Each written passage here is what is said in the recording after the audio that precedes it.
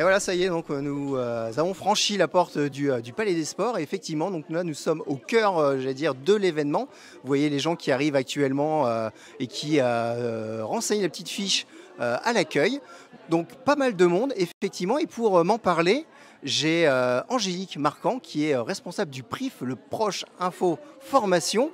Et vous organisez en partenariat avec d'autres structures ce bel événement aujourd'hui sur Saint-Quentin. Et dites-nous exactement de quoi il en retourne. Eh bien, effectivement, avec l'ensemble des partenaires, organismes de formation, Pôle emploi, on a décidé d'organiser une journée 100% dédiée au métier de l'humain, organisée autour de 4 grands pôles. Le pôle des métiers de la petite enfance, le pôle des métiers de la santé et du médico-social, le pôle autonomie et bien vieillir, et le dernier pôle avec les métiers qui gravitent autour des métiers de l'accompagnement. Alors tous ces pôles, on va les découvrir au fur et à mesure. D'ailleurs, Esteban va nous montrer tout doucement voilà, les différents ateliers qui sont proposés. Alors on voit qu'il y a des choses un peu, entre guillemets, j'ai envie de dire ludiques, dans le sens où là, déjà, on a déjà comme un jeu, comme un test, où il faut, je pense, deviner ce qui se cache derrière les éléments.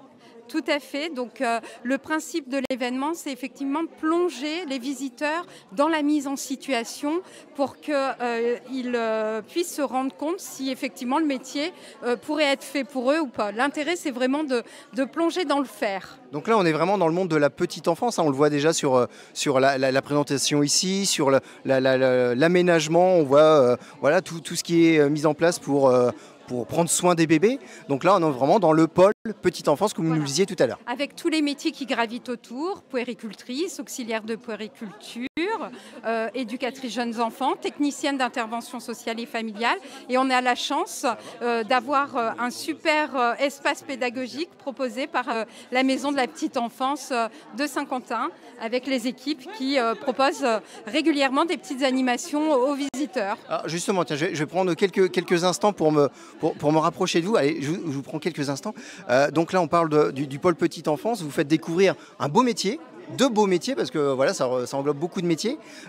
C'est important une journée comme celle-ci pour sensibiliser, pour recruter de nouvelles personnes. Oui, alors pour nous, en ce qui concerne notre domaine, en dehors du recrutement, c'est aussi pour expliquer aux personnes que c'est très important en petite enfance d'avoir des diplômes. On ne s'improvise pas comme ça dans les métiers de la petite enfance. Donc voilà, on a beaucoup de personnes qui se présentent sur des formations CAP et on essaye de leur expliquer que voilà, d'avoir des exigences au moins au niveau auxiliaire de puériculture, c'est vraiment important pour avoir cette qualité de travail, cette qualité d'accueil auprès des enfants. Et est-ce que c'est un des métiers en tension en ce moment, les métiers de la petite enfance? On a du mal à recruter, ouais. Auxiliaire de puériculture et éducateur de jeunes enfants, c'est pas évident. Donc encore une raison de plus pour attirer du monde aujourd'hui, on le répète, on est en direct, donc c'est ici jusqu'à 16h et vous attendez, j'espère, beaucoup de monde et de futurs collègues dans votre corps de métier. Oui, pourquoi pas, oui, ce serait l'idéal de pouvoir voilà, tisser du lien, faire connaissance avec des personnes et pouvoir aussi qu'on puisse être identifié sur la ville de Saint-Quentin. Oui. Bon, en tout cas, on va vous laisser pour le moment repréparer votre petit jeu, votre petit test. Je viendrai peut-être l'essayer tout à l'heure parce qu'en fait, il faut tâter ce qu'il y a en dessous et essayer de deviner. Merci de nous avoir accordé ces quelques instants. Angélique, vous continuez à nous... Ah oui, Bertrand? Combien d'années d'études pour pouvoir travailler dans les métiers de la petite enfance et à quel niveau? Parce qu'on a dit pas de CAP, si j'ai bien compris. Alors, j'ai une question de Bertrand en plateau. Combien d'années d'études en général pour intégrer les métiers de la petite enfance? Alors moi, par exemple, je suis éducatrice de jeunes enfants. Il faut le bac et 3 ans d'études. Et il y a un diplôme d'État à la fin. Auxiliaire de puériculture, c'est 1 année de formation accessible sans forcément avoir le bac. Il faut avoir un minimum de 17 ans. Voilà. D'accord. Et si on a besoin de renseignements complémentaires, on tapote sur Internet, on a toutes les infos? Tout à fait, oui. Vous pouvez toujours appeler service petite enfance, mais effectivement, sur Internet, il y a toutes les infos. Bah, super. Merci, merci. Allez, on y va, on continue parce qu'on a énormément de choses à vous faire découvrir. Donc premier pôle, le pôle petite enfance. Alors Angélique, on arrive dans le pôle médico-social. Voilà, tout à fait. Donc là où on va retrouver la maison des adolescents avec le métier d'éducateur spécialisé, les ambulanciers, les assistants de régulation médicale, infirmiers, aides-soignants. Donc on est vraiment dans le pôle soins, santé et pour la maison des adolescents, par exemple, le secteur spécial, nous avons la chance d'avoir une proposition ludique qui est proposée autour d'un jeu plateau, pour permettre aux visiteurs de vivre une animation qui peut être proposée dans le cadre d'une situation professionnelle. C'est ça le maître mot aujourd'hui, c'est d'arriver à séduire, on va dire, de nouveaux profils par le biais du jeu, par le biais de choses un peu,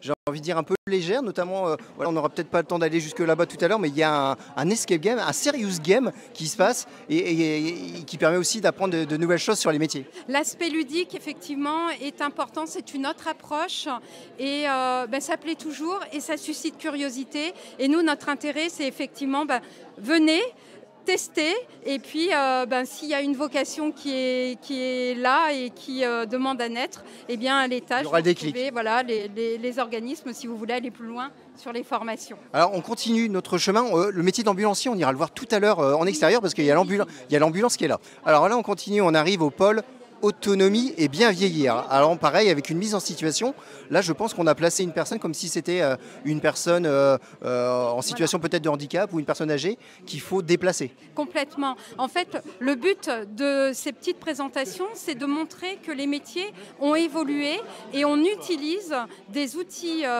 techniques pour faciliter l'activité du professionnel. Éviter aussi les blessures professionnelles, Voilà, pour gagner en bien-être dans la posture professionnelle, il y a plein d'équipements techniques et technologiques qui existent. Et là, l'intérêt de ce pôle, c'est effectivement de montrer que, il y a le verticalisateur qui peut être utilisé pour la mobilité d'une personne, d'un transfert de lit au fauteuil.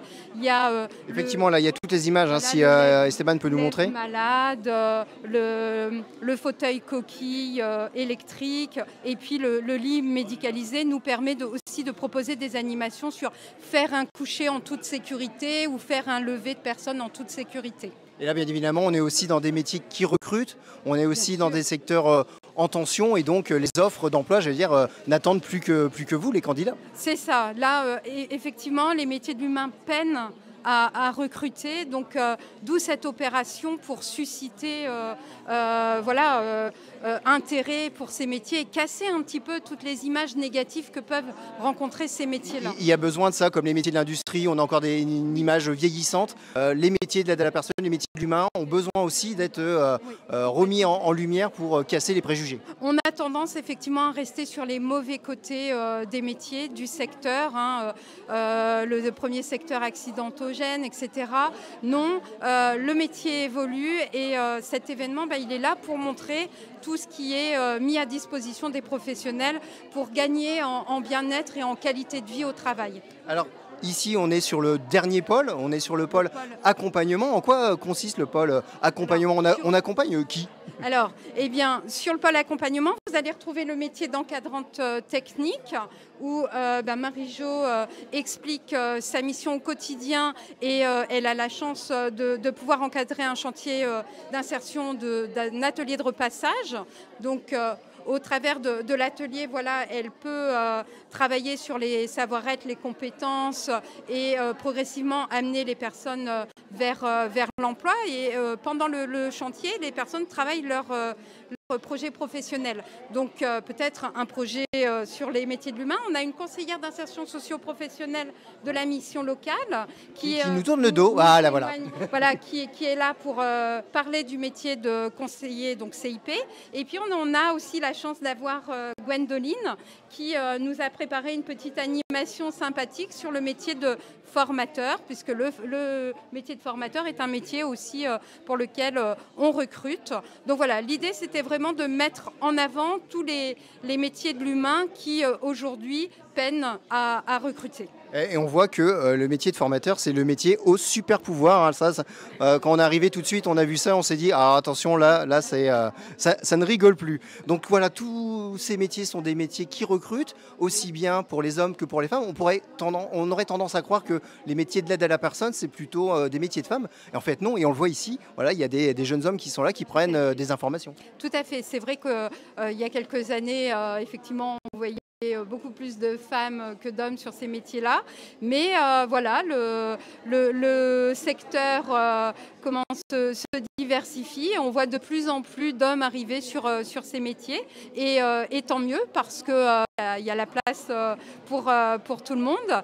Et c'est vrai que cette journée a permis, effectivement, on a constaté que parmi les visiteurs, de nombreux hommes étaient présents. Donc on s'en réjouit, parce que c'est vrai que plus de force donc pour exercer certains métiers. Attention au cliché. Toujours, oui, mais bon, c'est toujours utile, voilà, d'avoir des hommes dans des équipes.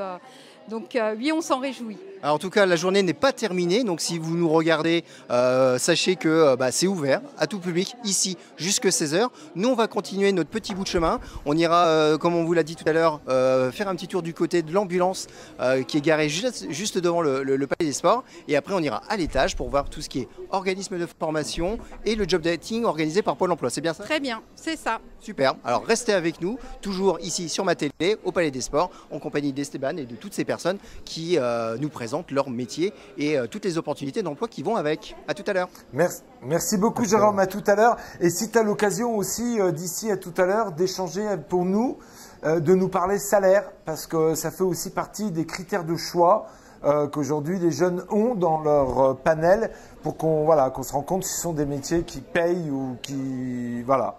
On en parle tout à l'heure, d'accord? À tout à l'heure. On verra ça au moment du job dating. Exactement. Merci, à tout à l'heure.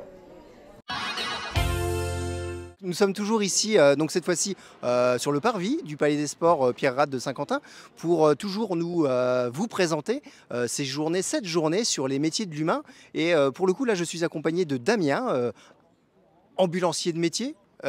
Devant votre véhicule de travail. Et là, j'ai une question tout de suite qui me vient à l'esprit. Unité bariatrique. Ça, j'ai pas souvenir d'avoir déjà vu ça. Donc l'unité bariatrique, en gros, c'est l'unité qui permet de prendre en charge des patients qui sont très très forts, donc obèses. Voilà. Sachant que la résistance d'un brancard standard va être entre 150 et 180 kg. Au-delà de ça, on évite quand même de mettre des patients qui peuvent dépasser parfois les 200 kg, malheureusement. Donc là, on se retrouve avec un brancard qui est capable de prendre plus de 300 kilos. On va le voir sur les images d'Esteban. Esteban va nous montrer ça pendant que vous continuez l'explication. Donc on voit que c'est sur vérin hydraulique, c'est mécanisé, c'est robotisé. C'est comment ça fonctionne? Bon, c'est hydraulique, il me semble. Alors c'est vrai que je suis pas vraiment technicien. Bon, donc là lui, il va pouvoir lever. Donc là vraiment, bon, c'est une personne normale, mais quand on a une personne qui est très très obèse, c'est vrai que c'est assez impressionnant quand même. Et donc, ce sont des interventions, je veux dire, pour des petits bobos du quotidien, des consultations, de la kiné, et aussi sur des choses peut-être un peu plus graves? C'est tout ça, c'est diversifié comme métier. Ça peut être du kiné, comme vous venez de le dire, ça peut être des consultations chez le médecin, et puis après, on peut être déclenché éventuellement par le 15 qui nous envoie sur des petites interventions, jamais de gros... ça peut arriver, mais principalement, voilà, ce sont des petites interventions qui ne nécessitent pas forcément un médecin sur place ou voilà. Donc vous me disiez par rapport à ce véhicule qu'il y en a 3 seulement dans l'Aisne, c'est ça? C'est-à-dire qu'à ma connaissance, il n'y en aurait que 3 dans le département, c'est-à-dire Soissons, Saint-Quentin, nous donc, et Château, me semble-t-il. Alors c'est parce que ce sont des nouvelles technologies, des nouveaux appareils, ou c'est parce que c'est bien spécifique et tout le monde ne peut pas l'avoir? Alors voilà, c'est plus un problème de budget, je dirais. Voilà, donc c'est quand même un véhicule qui coûte extrêmement cher. Voilà, donc il faut quand même être une grosse structure pour pouvoir se permettre d'acheter un véhicule comme celui-ci, sachant que c'est quand même un véhicule qui va monter jusque tout terminé 150 160 000 euros. C'est une belle enveloppe, effectivement. Vous êtes infirmier, on peut le dire, depuis 22 ans, c'est ça? Ambulancier, pardon, excusez-moi, attention, erreur fatale. Ambulancier depuis 22 ans. Vous avez vu ce métier évoluer depuis toutes ces années? Complètement. Bon, moi, il y a 22 ans, voilà, je travaillais. C'est vrai qu'on n'avait pas vraiment d'horaire bien prédéfini. Bon, on bossait, quoi. C'est vrai qu'on tapait pas mal. On a eu bon espoir, ça marche plutôt bien. Malheureusement, On vient de perdre Jérôme, c'est les aléas du direct. Mais en tout cas, c'est vraiment très intéressant parce qu'on se rend compte que le métier a réellement évolué depuis. Et tu as vu, ces machines permettent que ça soit réellement accessible à tous. Donc, alors, on sait que le matériel qu'on utilise est plus léger, comme les chaises, vous savez, les chaises portoires. Quand on doit aller chercher quelqu'un au 2e étage sans ascenseur, qui est incapable de marcher, il va bien falloir descendre la personne. Hein. Donc là, tout évolue en fait dans ce métier. Hein. Et donc une journée comme aujourd'hui, vous êtes là pour présenter votre métier, susciter des vocations. Qu'est-ce que vous mettez en avant? Justement le côté un peu moins pénible qui pouvait exister avant, essayer de casser un peu des images qui peuvent éventuellement faire fuir des éventuels candidats et dire finalement voilà, c'est un métier où vous allez pouvoir garder votre vie, vous n'allez pas vous abîmer le physique en ayant des gestes et postures peut-être compliqués, c'est ça? Tout à fait. Donc de toute façon, après c'est vrai que c'est un métier qu'on fait un petit peu quand même par conviction, parce que c'est quand même un métier où il y a de l'humain, hein, il faut avoir de la compassion, on peut pas, voilà, faut être sérieux quand même. Quand on arrive chez des gens qui sont très très malades, il y a quand même une certaine... Il y a quand même plein de choses à mettre en forme, quoi, parce qu'on ne peut pas arriver en rigolant. Des fois, c'est un petit peu compliqué. La relation à l'humain est importante, il faut savoir vous adapter. C'est très importante, il faut savoir s'adapter à n'importe quelle situation. C'est vrai que voilà, un ambulancier doit savoir s'adapter, souvent on nous le dit à l'école d'ailleurs. Maintenant, non, je pense que le métier est intéressant, oui, et moins fatigant qu'avant, ça c'est sûr et certain. Maintenant, c'est un métier intéressant, avec de l'humain, avec... diversifié parce qu'on fait pas toujours la même chose non plus. Donc, tous les jours, il y a un peu une surprise. On va avoir une surprise tous les jours à peu près. C'est vrai que c'est vrai qu'on souvent on a des surprises. Ouais. Après alors, voilà, on bosse à deux en ambulance en tout cas, donc c'est plutôt sympa. C'est un travail d'équipe. Voilà, on n'est jamais seul. Non, voilà, on n'est jamais seul. On est toujours. Non, puis voilà, nous il y a une très bonne ambiance. C'est vrai que nous, comme je vous dis, on est une grosse structure, donc ça nous permet en plus de faire des choses à côté. Voilà. Donc c'est pas mal, c'est pas mal. Après moi, je conseille aux jeunes maintenant, s'ils veulent, qu'ils viennent, quoi. C'est une journée qui est prévue comme ça, mais s'ils souhaitent découvrir, ils poussent la porte de votre établissement et vous faites découvrir. Bien sûr, aux ambulances Godet, il n'y a pas de souci. Ils viennent, on les accueille avec grand plaisir. On les place dans des véhicules pour en faire un stage de découverte, pourquoi pas. Voilà, nous régulièrement on en a. Hein. C'est parfait tout ça.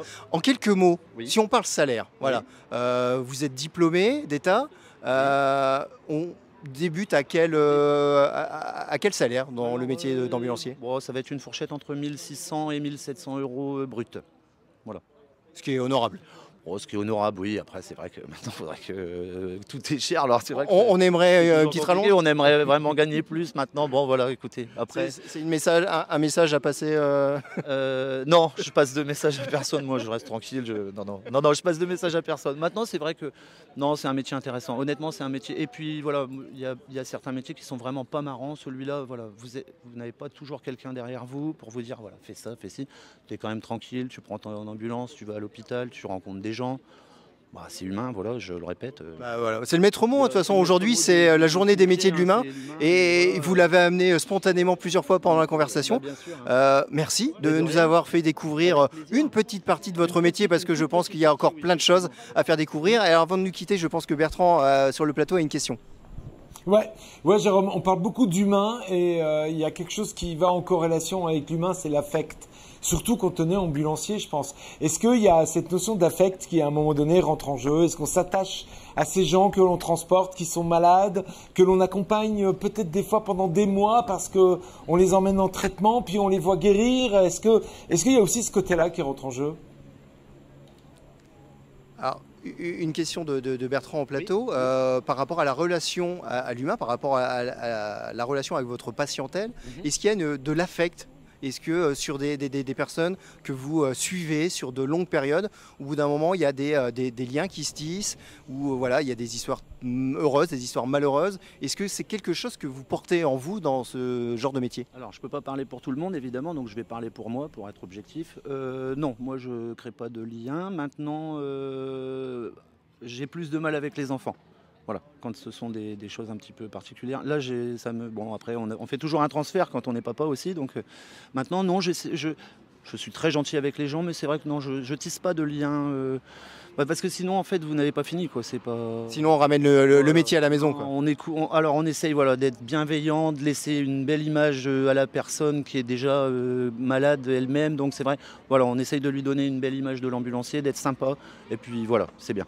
C'est déjà important. Ouais, En tout cas, je pense que c'est merci déjà pas mal, pour ce que vous faites. Merci de nous Ouais. avoir accordé ces quelques instants. Bah, merci Nous, à on vous. reste ici au Palais des Sports.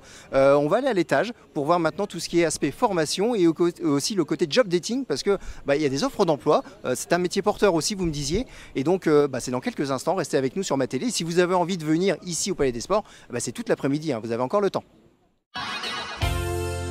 Jérôme, on est avec toi et on va découvrir cette dernière partie d'intervention. Bon, effectivement, là, je me suis fait avoir. Il y a 10 secondes, j'étais encore de l'autre côté, en train de préparer la suite du duplex. Donc, effectivement, là, nous sommes au premier étage du Palais des Sports Pierre-Rade de Saint-Quentin pour cette journée des métiers de l'humain. Et cette fois-ci, je suis accompagné d'Eugénie qui représente le Pôle emploi, qui est co-organisateur de cet événement. Et là, nous sommes dans l'espace Job Dating, c'est bien ça? C'est bien ça, tout à fait. Donc effectivement, en tant que co-organisateur, l'équipe entreprise et les conseillers Pôle emploi ont invité différentes structures à venir recruter. Tout type de profil dans les métiers de l'humain, de l'aide à domicile en passant par l'éducateur spécialisé, agent de nettoyage en service hospitalier, etc. Donc les candidats inscrits ou candidats spontanés peuvent venir avec leur CV et rencontrer les employeurs en entretien de motivation court. C'est ça en fait le principe du speed dating. C'est un entretien, on va dire que c'est une version écourtée de l'entretien d'embauche, c'est un peu ça? C'est ça exactement. Le but, c'est de rentrer en contact et de se faire mémoriser par l'employeur plus facilement qu'en envoyant juste un CV par mail et d'initier un contact pour pouvoir avoir un emploi ensuite. Donc aussi bien des jobs d'été que des emplois durables qui sont à pourvoir. Et donc là, depuis tout à l'heure, on voit que les candidats se succèdent. Tous ces métiers sont en tension. Alors, attention, il me semble que tout à l'heure, j'ai dit speed dating au lieu de job dating. Il ne faut pas confondre. Ce n'est pas la même finalité. Mais voilà, et depuis ce matin, on est sur une bonne dynamique au niveau recrutement. On sent qu'il y a du potentiel dans tous ces métiers. Ah oui, clairement, il y a des besoins sur le bassin d'emploi de Saint-Quentin, comme au niveau du territoire national. Ça reste des métiers en tension dans le domaine de la santé et du social. C'est pour ça aussi qu'on propose des découvertes métiers pour donner envie aux personnes de s'orienter vers ces métiers-là. Et il y a des structures qui recrutent plus d'une dizaine de personnes dans un futur proche. Alors, en parlant de structure, justement, on va se tourner vers une structure qui est à nos côtés. Vous restez avec moi, Eugénie. Donc on va aller voir Caroline qui représente la structure Eden. Donc Eden, leurs bureaux sont à 2 pas d'ici, à côté des Champs-Élysées.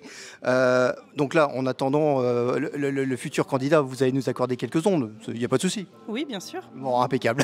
Alors déjà, Eden, en quelques mots, représentez-nous un peu votre structure.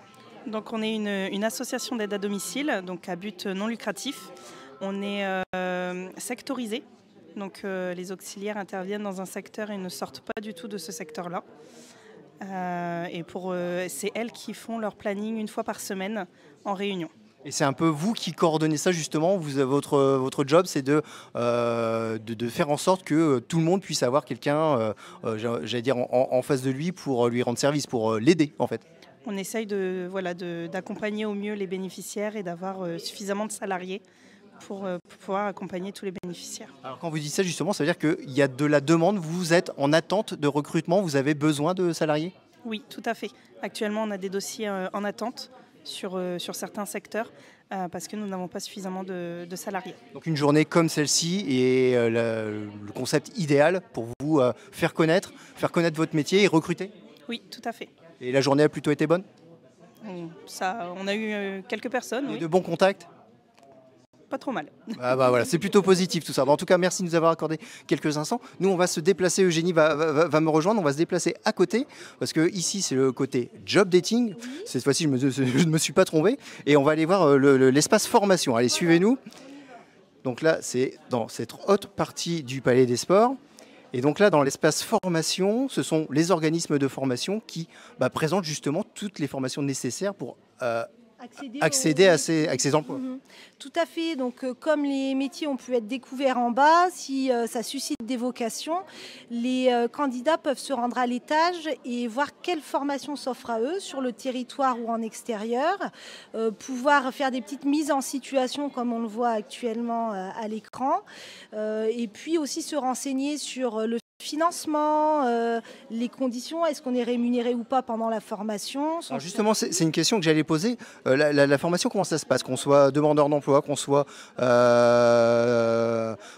va dire, peut-être jeune suivi par la mission locale ou peut-être plus âgé en reconversion, est-ce que les conditions de financement, est-ce que les conditions d'accès sont les mêmes?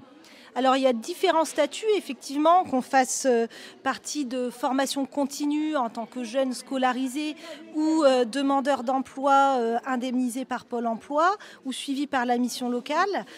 Chacun trouve sa réponse ici, en tous les cas, pour savoir comment ça va se passer quand je vais intégrer la formation, qui va financer et comment moi je vais pouvoir finalement être rémunéré ou pas pour la formation. Voilà.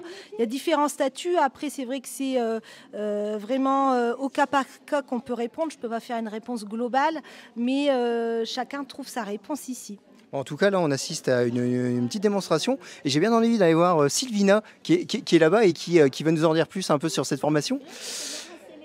Là, on est vraiment en immersion. Hein. Donc là, Sylvina, c'est bien ça. Là, on est en immersion, soins à la personne, soins au bébé. Voilà. Vous représentez quelle structure et quelle formation vous proposez? Alors nous, c'est la FCI. On est un centre de formation pour adultes. Et la FCI fait comme formation ADVD, ADVF. D'autres formations aussi, mais dans l'humain, il n'y a que ces deux structures, ADVF, ADVD. Alors, qui veut dire? ADVF, auxiliaire de vie aux familles, ADVD, auxiliaire de dépendance, auxiliaire de vie de dépendance. D'accord.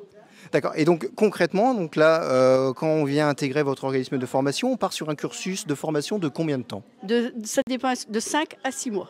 D'accord, en fonction du parcours que l'on choisit. ADVD ou ADVF. Okay. Voilà. Et le plus long des deux? C'est ADVF, c'est le plus long parce qu'il y a le module petite enfance. Ok, donc et une fois qu'on sort diplômé, les postes auxquels on peut prétendre, ce sont lesquels?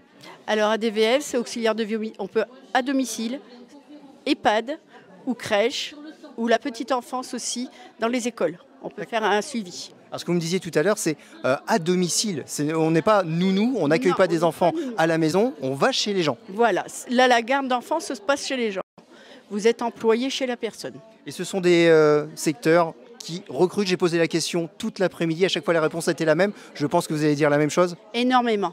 Une fois que vous finissez vos cursus, vous avez votre diplôme, automatiquement, vous avez un emploi. Le poste est au bout, quoi. Le poste est au bout parce qu'il y a de la demande. Malheureusement, le seul truc qui empêche, c'est le permis. Parce que beaucoup qui n'ont pas le permis. Sinon, la mobilité est importante. Voilà, la mobilité est très importante.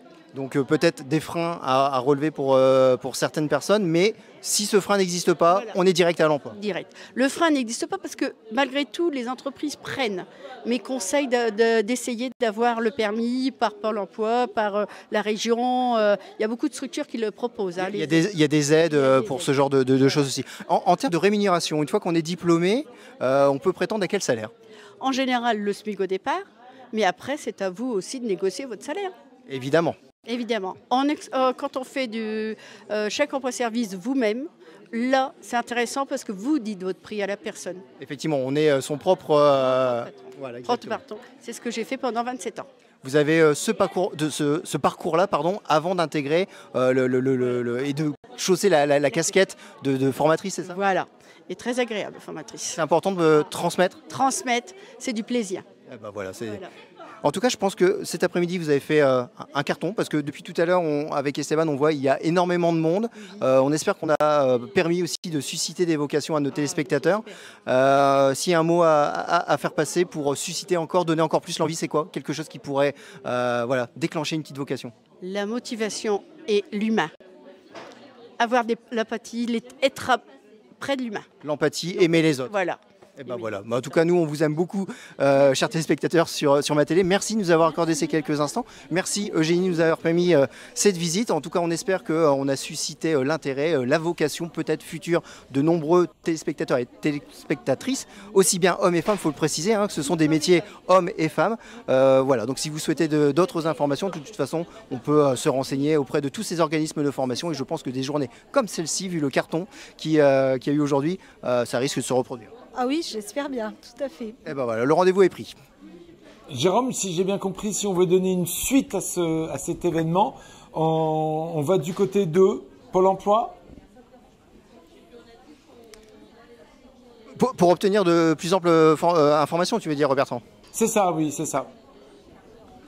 Alors, si on souhaite un complément d'information, on se dirige vers les structures de formation, on se dirige vers Pôle emploi. Qui peut nous aiguiller au mieux? Je pense que quand on est jeune, c'est peut-être la mission locale, adulte, peut-être Pôle emploi. Alors effectivement, au niveau de Pôle emploi, la mission locale, le PRIF chez Itinéraire Emploi, il y a des conseillers professionnels qui sont là pour vous orienter.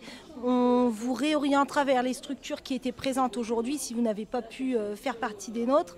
Et il n'y a pas de souci, même si vous n'étiez pas là aujourd'hui, on fera le lien pour que vous puissiez aboutir dans un parcours au niveau des métiers de la santé, de l'humain qui recrutent. Voilà, donc ce n'était pas une journée, une offre exclusive aujourd'hui seulement. Vous avez, voilà, si vous avez raté aujourd'hui, vous n'avez pas tout raté. Et ben voilà, c'est bien. Merci beaucoup en tout cas. Et merci d'avoir partagé avec nous. Et remercie l'ensemble de tes interlocutrices pour le coup, puisqu'on a eu beaucoup de femmes et on a eu le monsieur tout à l'heure de l'ambulancier. Merci à toi, à tes intervenantes et à Esteban qui était à la technique. On te retrouve plus tard.